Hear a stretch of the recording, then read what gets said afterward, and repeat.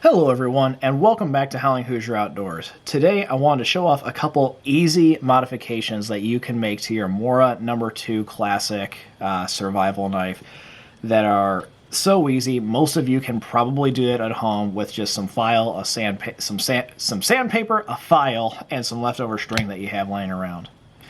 So, starting from the outside of the knife working in, first we're going to look at the sheath, and you can tell that these don't look like a normal plastic Mora sheath, and that is because I wrapped them all in 36 bank line. Given the obvious, it gives me a stash of 36 bank line.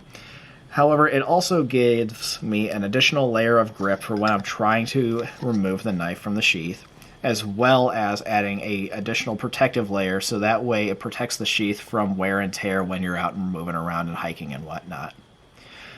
The next thing that I added was a neck lanyard, and this effectively turns the knife into a neck knife. And this particular knife I actually really enjoy carrying as a neck knife. It's too lightweight for my personal taste as a belt knife, but I still do love the blade shape and classic design of it, so I do still carry it as a neck knife.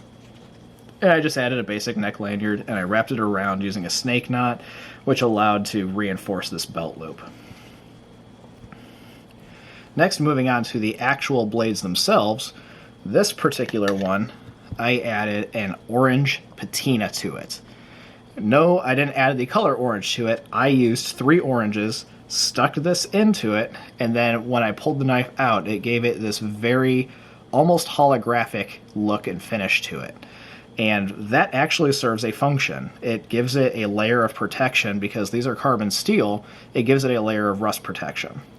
And personally, I also think it looks really cool. Moving on to the next knife, you can see that this one has had the red handle, the signature red handle, kind of sanded off of it. And that was because the handle itself was old and chipping off of it.